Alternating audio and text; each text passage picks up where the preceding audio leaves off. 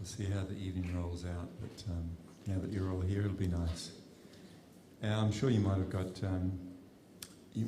told when you came in, if you're not familiar with, excuse me, if you're not familiar with all of the words to the mantras, then the QR code is somewhere around about there, and it will give you can just do it with your phone, and you'll get all of the mantras, so you can then read along on your phone as well, if there's some you're not familiar with.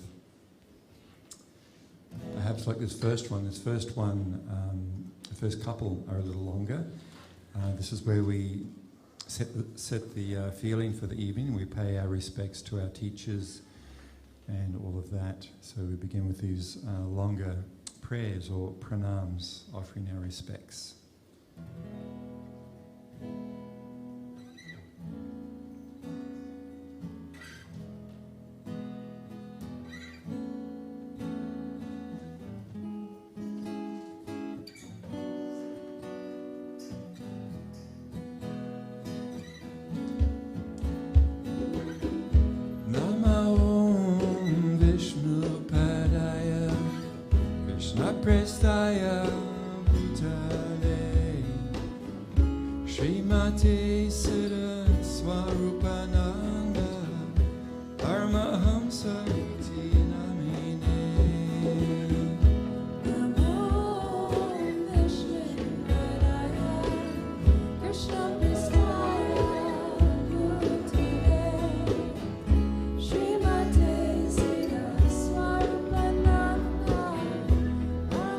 So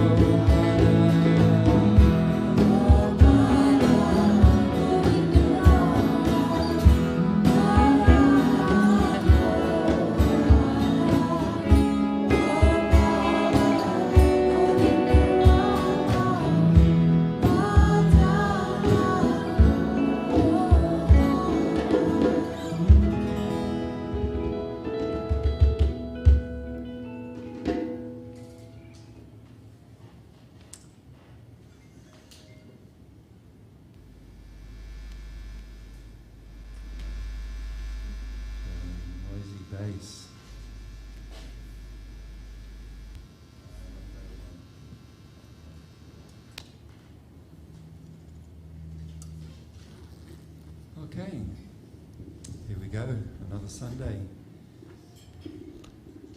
Well, not a bloody Sunday, it's a wonderful Sunday. So let's have our nice relaxation time with the growing your breathing meditation. And you're welcome to close your eyes if that's something that will help you to enter more fully into our meditation. So closing your eyes, and we can begin with just focusing in on our breathing. This is a very simple practice. It's the beginning of that journey inwards, away from all of the clutter and chatter of the external world. We want to also go beyond the clutter and chatter of the mind also.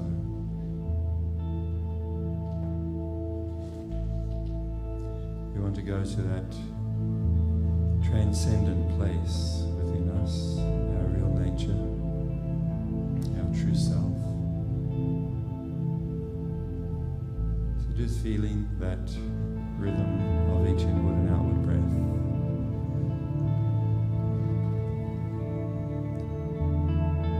Allowing it to help bring you to a place of relaxation. Feel the expansion happening on each inward breath and the softening and relaxation with each outward breath.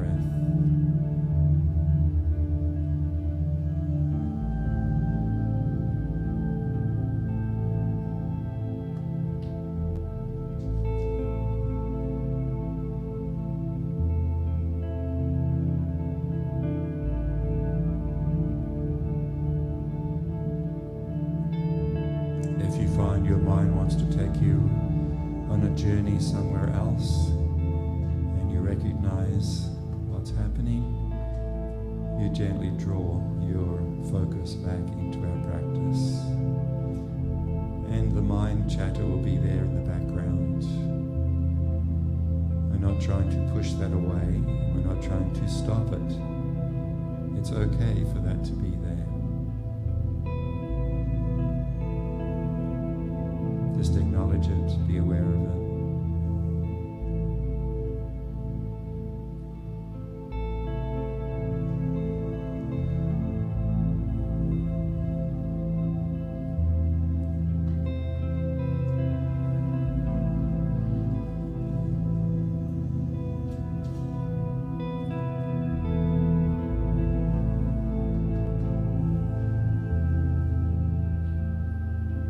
The purpose of this practice is to help us to really more deeply come to know that we are not our mind. We are not the content of our mind. We are not those thoughts and feelings. We are not the fears or anxieties that are there. We are not the plans or desires. These are an ever-changing phantasmagoria. We are also not the physical body, the material body. We are the eternal, transcendent, spiritual Atma, the living being, temporarily in this particular body. So to come to realize this brings a great relief. It's like taking a nail out of your foot if you've stepped on it. It removes so much pain. That means we understand that we, the self, never die. There is no death for the self. We are eternal, ever existing.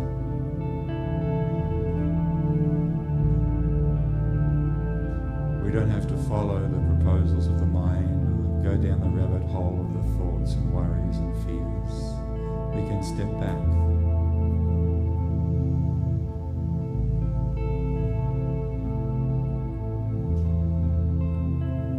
We can actually let them pass by.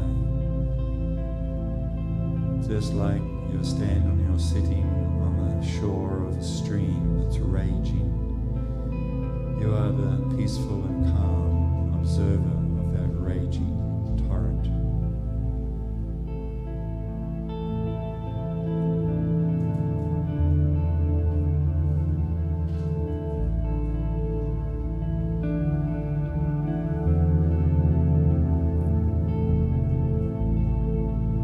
This also gives us an opportunity to go deeper and to experience actual spiritual joy, happiness. This experience is deeper than just understanding that we are not the body or the mind.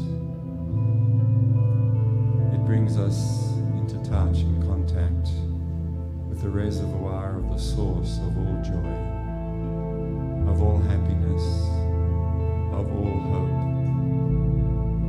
of all love.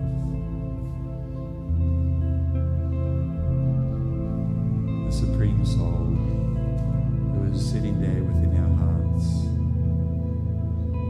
as the eternal friend of each one of us.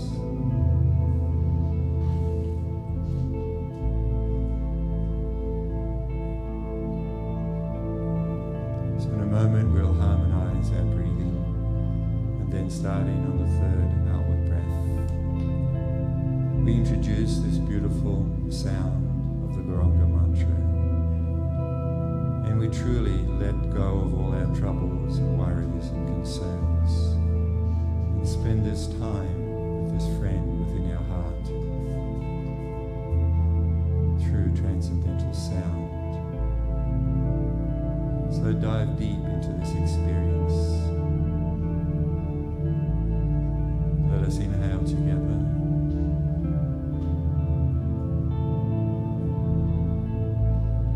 Exhaling.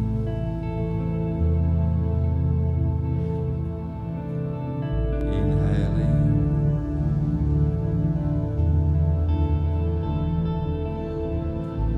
Exhaling.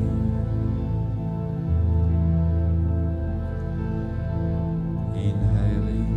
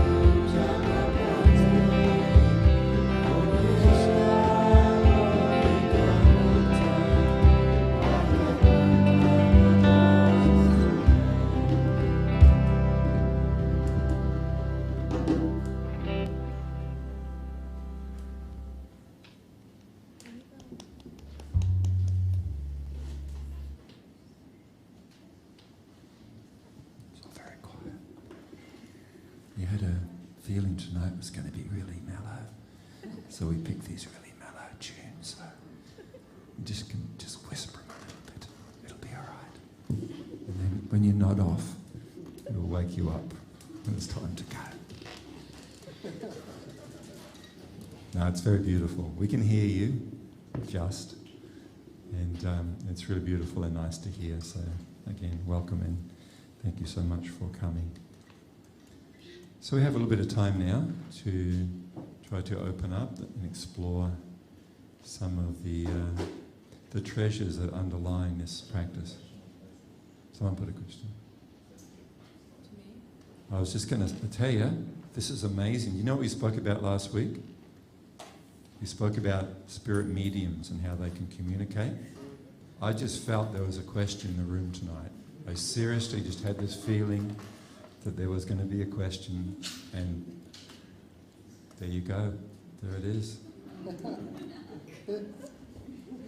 Just tells you how good it is, right? How real and true it is. I'm not one of those phony spirit mediums who spoke about last week. Now, if you weren't here, that's a joke you may not get. I'm going to read this. I've got glasses, that's okay.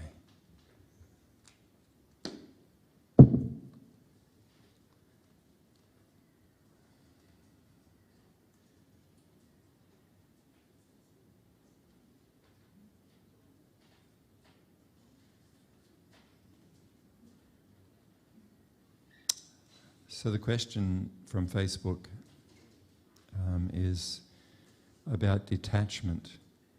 How to detach best from our actions, work, and a romantic attachment to stay fully in the moment. Thank you. So I'll just read it again.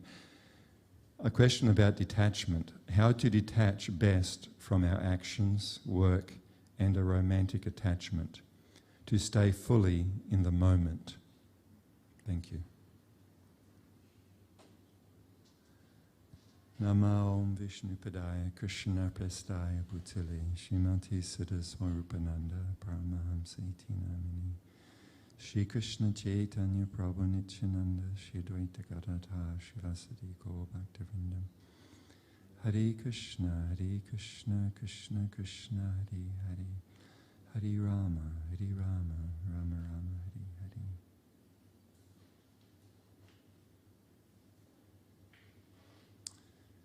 So this is something that many people you read about and we hear about, this idea of just being in the moment and detachment.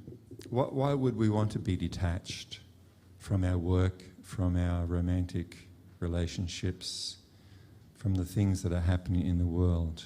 Why? Why would we want to do that? Why do we want to be detached? Anyone? I'm asking you guys. It wasn't rhetorical, it was actually a question. Why? What's that? It's stressful to be attached. Why is it stressful? Because there's a worry concerned about it. Yes, this is true.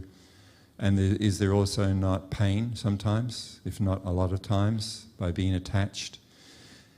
So there's a number of ways we can speak about this, just maybe to set the scene a little bit before we get into the idea of being in the moment. Just we can explore, even from the yoga point of view, the idea of detachment. There is various paths in the yoga system, the spiritual practice of yoga. And people try to find liberation from suffering, what is commonly known as mukti. In this world, people generally pursue what is known as bhukti. Bhukti means material experience, material enjoyment. Bhukti means the enjoyment of the senses, right? The senses like eating, touching, smelling, tasting, right? There's a certain amount of pleasure that we experience from these experiences, isn't there? Is there not pleasure in eating? Depends. Not always, right? It's not always pleasurable. Sometimes it's pretty crappy. But we're searching for a pleasure in the taste, the tongue. Looking at something or someone beautiful, attractive, there's a pleasure. And even seeing something, you know, you're standing on a mountain somewhere and you look out and there's a sunrise or a sunset. You know, many people go to places where they can actually experience the beauty of the sunrise or sunset. And it brings a certain amount of pleasure, peacefulness even, to the person. Hearing sounds, hearing different types of music. Isn't there a certain amount of pleasure we experience from certain kind of music? Or maybe, you know, if you're in love with someone and you're talking to them on the phone and you're hearing their voice, there's a certain experience that we get. You know, it can be our kids, it can be, you know, a significant other, someone that you deeply love and care for. When you hear their voice, that sound as it enters into your ear and into your mind, you experience a certain amount of pleasure and happiness from it. And again, you know, we do different things like, you know, we go to school and, I don't know, not everybody or many people feel there's a lot of pleasure in the experience of going to school. But we do it because afterwards we may get a better career, a better job, so we get our work. And then, you know, when we get our first job, it's kind of pretty exciting. Anyone here remember their first job? And it was like, yay, I'm a person. I'm not a kid anymore, you know, or you get your driver's license. It's like, man, it's been at least 17 years or 40 years or whatever it is according to when you get your license, and just the excitement, the feeling of joy and happiness that we get from that. And, you know, a relationship when we enter into, particularly in the beginning, or especially in the beginning, I shouldn't say only in the beginning, should I? That's a little cynical if I say only in the beginning. There's a certain amount of happiness, and there's attachment to these things, right? We're attached to the significant other, and we become attached to our, you know, our family members, and we become attached even to a place, a house, a place of residence, etc., etc. But because the nature of everything in the material world is that it is impermanent. It is impermanent, and its very nature is it is temporary and it is material. And when we couple this reality with the fact that we are not material, that we are not impermanent, that we are not temporary, we are not material, we are eternal spiritual beings, there is an incompatibility here. When we look externally through these different experiences, we search for the ultimate satisfaction, then we find that it doesn't work. And in fact, these attempts to find this ultimate satisfaction, pleasure, joy, happiness, end up in a suffering condition due to attachments to them. No matter what it might be or who it might be, everything ends up changing and getting lost. We're attached to, when we're younger, you know, maybe we're attached to how we look. Any of us old dudes and dudettes remember, or do you have any pictures of your sweet 16? Anyone have any of them? Or have you long thrown them out and just cannot bear it? No, we reminisce. We like to look at them, and we reminisce on what was happening at that time. And if we hold up that picture to the mirror as we look into it, we see there is a grave difference between what I looked like then and what I look like now. And we want to remain beautiful, handsome, young, vibrant. When that doesn't happen, because it is ever changing, there is a feeling of loss. You know, what's that saying? The sweet bird of youth has flown the coop, something like that. Anyone can correct me what the exact saying is, but this is very true for someone whose body is 67. I'm not in the prime of life physically anymore. Feels like it inside, but it's actually very different on the outside. So when we become attached to something, some material place, thing, form, arrangement, that attachment will cause pain because somewhere along the line we'll become detached from it. And that applies to everything and everyone materially. There's no way anyone can argue against that. That is the fact. We may not like to, consider that. We may not want to dwell on that reality, but this is actually the reality. So it is due to this experience of separation from those things we are attached to. I think I've used this example before. My spiritual teacher talked about particularly the attachment, love attachments in this world. There is no greater pain than separation in a love or romantic attachment. It's like having your guts pulled out without anesthesia.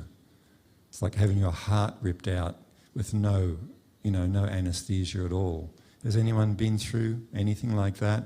That can either be in a broken relationship where someone goes to love someone else. They just say, look, sorry, I don't love you anymore. I love this person instead. There's nothing wrong with you. It's just I love this person anymore. It's me. I'm at fault. It's not you, it's me. As if somehow or other that's going to make it simpler and easier and less painful by saying that. So it's kind of like a fly that's stuck on fly paper. It's really fully stuck on, then you just pull the fly off and you leave half of it on the fly paper.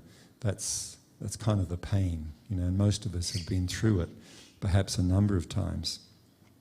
So it is due to this reality, like sweet 16 turns into bitter 60, as the saying goes, and ultimately the health, the vibrancy, no matter how much work we put into these bodies, there'll reach a time when that vibrancy and vitality is no more. So it's due to these many things that we feel we want to be detached. We don't want to be attached to these things because of the suffering and the pain that it causes. Is that not true? Is there not suffering and pain due to these things? So one school of trying to deal with this is to not be attached to anything or anyone, to be detached. And that way there will be no pain. If I'm not attached, when there is separation, there will be no pain. The path of yoga, particularly here we're speaking of the path of bhakti yoga, does not take this approach. To become desireless. This is also an approach that many paths speak about in Taoism and in different schools of Buddhist philosophy and others as well, is to be detached, to not be attached to anything. In that way you will not suffer the pain of the separation, the breaking of that attachment. In the process of bhakti yoga, this is not the approach which is taken. We understand that actually desire and attachments, these desires to be attached, to love, to have permanence, to have perfection, and to desire, these are springing from me, the Atma, the soul. They are not just connected to the temporary material mind and material body. So the goal of yoga is to become attached in loving devotion to Krishna or God, the Supreme Soul. Because that relationship, that attachment will never break. And it is the perfection of attachment, to be attached to the loving devotional service of the Supreme Soul. That means everything that a person does in this path of bhakti, of sadhana bhakti, one can learn how to spiritualize and connect every single aspect of one's existence in love, in loving service, loving devotion to Krishna or the Supreme Friend, the Supreme Soul. Such loving devotion, spiritual attachment and action, because the idea, if I, in the other path or way of thinking, approach to spiritual life, to not suffer, is like I said, is inaction. to not act, to maybe go somewhere in isolation, to live in an ashram, to go to a secluded mountain place and not to act. In that way I won't become attached, or I won't act, and therefore there is no karma. Because this is the other aspect of action in this world, is that there is a reaction, which is known as karma, or karmic reaction, and then I must experience the reaction of my actions back as karmic reaction. And therefore I enjoy or suffer temporarily in the material world due to these karmic reactions to my actions here. But the best path, and the path that actually gives a solution to all of these problems, is this path of sadhana bhakti. Like, we've used this example before. Tonight there's myself, and there's Madhulila, and there's Nitai, and Kalindi, and Wayne, and Jug. We're all doing what we like. There's action. We're playing instruments. We're singing, setting up microphones, putting chairs out here for you to sit on, for us to sit on, putting the air conditioning on, cleaning up afterwards. These are all actions that we're engaging in. But because these actions are done in devotional service to the Supreme Soul, they not only do not bring pain or suffering, they are actually spiritually enjoyable, and they actually bring happiness to the person who is engaging in them, because they are connected to the divine, to the Supreme. And actions which are done in love, in connection, in harmony to the Supreme, actually free us also from karmic reaction. Nitai is not getting any good karma for setting this up and for playing guitar. None. We're not going to give him any good karma at all. He gets zero good karma for doing this. He gets something better. He actually gets to engage in the loving devotion of the Supreme Soul. He gets to experience the joy and the happiness of engaging in one's natural state, one's natural condition of love in connection with the Supreme Soul.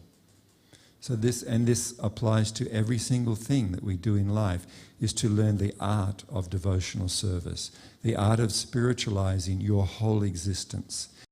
Action in your existence can become a source of joy, of pleasure, of happiness, and we don't have to artificially shoot to try and be in the moment, because if I live in the past, I regret things, and the past is gone, there's nothing I can change about that.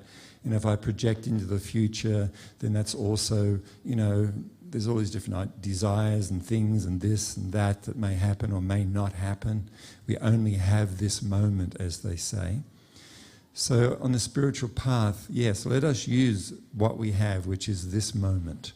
And let us use this moment in a productive spiritual activity. So again, all of you here who are listening and joining in tonight here with us here, and those online, you will not get any good karma for doing this tonight, and you will not get any bad karma. It is completely beyond material good and bad. It is actually helping us to grow spiritually and to come closer and closer in our relationship with the Supreme. So the solution is not to somehow or other artificially fight to be in the moment, but to actually spend every moment somehow or other remembering, meditating upon, serving and loving the Supreme Soul, who is actually within the heart of every single one of us. Now this can be done very, very easily. There are details, and for those who want to learn, if you want to learn more about how you also can spiritualize everything from your relationships. Now just to maybe, because one part of the question was to do with relationships, there's a fine line between pleasure and pain in relationships, is there not? Pleasure can turn very, very quickly and sharply into the highest pain that you have ever experienced. And I've used this example many times. In my earlier life I did a little bit of boxing, and I've experienced the pain of being smashed in the nose by someone who's trying to hurt me, and it's painful, but it's nothing like the pain of a broken heart. Is that not true? So we can even spiritualize all of our relationships, every single one of them, even the ones which are not going so well, even the ones that actually have trouble in them. By applying spiritual principles, by engaging in spiritual cultivation, there can be, the outer can only change by changing the inner. The state of our life is our consciousness. So to cultivate spiritual consciousness and to engage in devotional activities, sometimes called karma yoga, the word yoga meaning union with the divine, karma means actions. So the solution to these problems we find is not to somehow or other artificially become detached and to artificially try and struggle to be in the moment. The very natural process of bhakti yoga is to utilize our whole life, our working senses. So with our eyes, okay, we're going to use our eyes. What do we look at? We can look at the beautiful form of Krishna. We can look at the beautiful form of Krishna. This is the perfection of the eyes, is to see the beautiful transcendental form of Krishna. We can read spiritual text which help uplift me and help me to cultivate my spiritual life. This is the perfection of the eyes. We can use our tongue to speak the words of Krishna, to say the names of Krishna, to speak the glories of the Supreme. This is the perfection of the ability to speak. We can hear the beautiful names of the Supreme, the glories of the Supreme, the wisdom of the Supreme. This is the perfection of the ears, is to hear these things. So we don't have to become detached from the senses and their objects, but we learn to spiritualize each one. We use the example of eating. We all have to eat, and if we're going to eat, we might as well eat something nice, whereas in some austere spiritual paths, you're not meant to have anything tasty or nice. You're not meant to enjoy anything.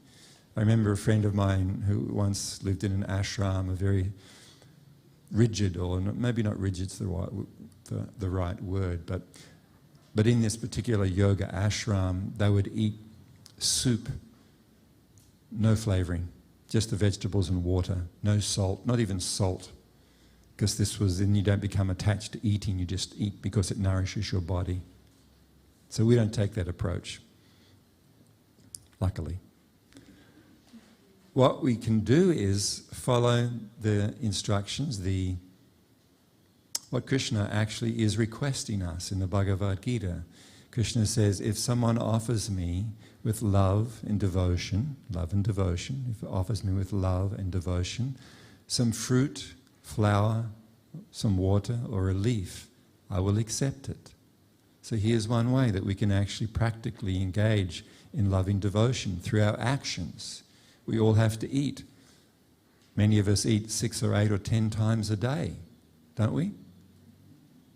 You have a cup of coffee when you get up, or have a chamomile tea, whatever, peppermint tea, while you make breakfast, and then you'll eat breakfast, then you'll have a snack on the way to work, or when you're at work you'll have a break in the morning and buy a candy bar on the way home, and then you get home and you have another something or other, and you'll have a honey sandwich, or whatever, you know what I mean? You have a packet of chips in between the honey sandwich and dinner, and it goes, and then last thing at night you'll have some warm milk and whatever, right? So we spend our whole day pretty much sucking on something, chewing something, swallowing something, right? Isn't that true? We spend our whole day doing that.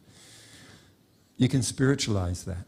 You can actually, each one of those licky, sucky, chewies can actually help remind you of Krishna. You can offer it to Krishna, and actually these actions, you don't have to worry about being attached or detached. Simply, everything will remind you of Krishna when you learn this art of devotional service or bhakti yoga. And then whatever may happen in our journey through life, sometimes things go our way and we feel uplifted and joyful and hopeful for the future. And then inevitably things don't go our way, things crash and burn, and we feel depressed and anxiety and fearful for the future. And then that changes into something going our way again. So these ups and downs of the roller coaster of life, how do we transcend them? How do we not get tossed around on these waves of turbulence that life is full of, which we cannot escape? That is to be situated in transcendence, in our internal, eternal, loving connection, yoga, relationship with the Supreme Soul. By cultivating that inner life, that inner world, is actually the solution to the problems of attachment and not being able to stay in the moment, so-called. Okay? So again, as I said, if you actually want to know more, and it's really simple, you can start doing it today. Well, you're already doing it, you're here, and you're already, this is a major part of it, but you can extend and grow this. So please let us know if you want to know more. We can help. We can just show you, teach you what we have been taught, what we have, and then you also can have exactly what we have. Thank you so much.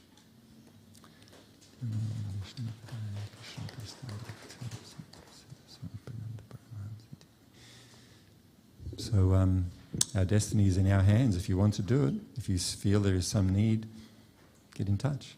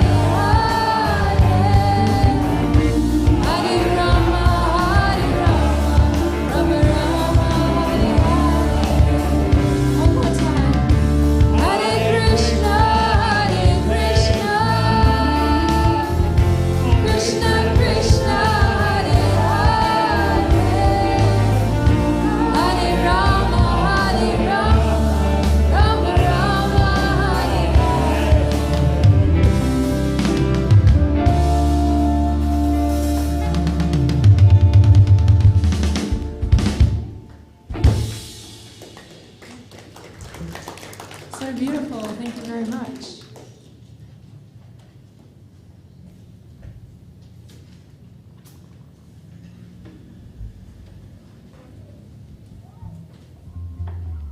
How's the weather out there? I notice some people are wrapping up.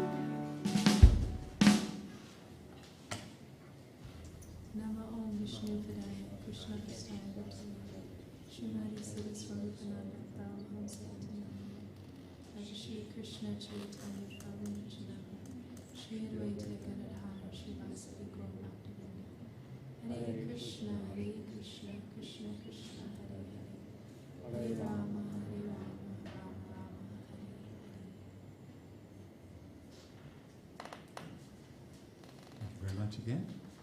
Hope to see you soon, Friday or Sunday.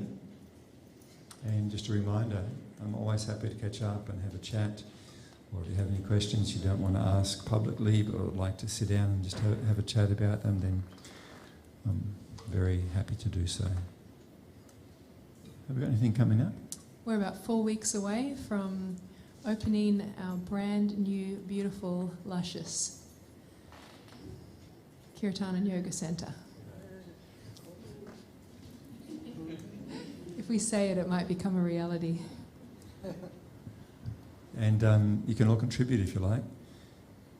If each of you gave $1 every day for the next 4 weeks, we will get there. There's still, still plenty of work to do, but it's actually looking up. The floor started to go down yesterday. A few more days to go. A beautiful redwood floor we've got happening there, and yeah, it's rolling along. Thank you very much.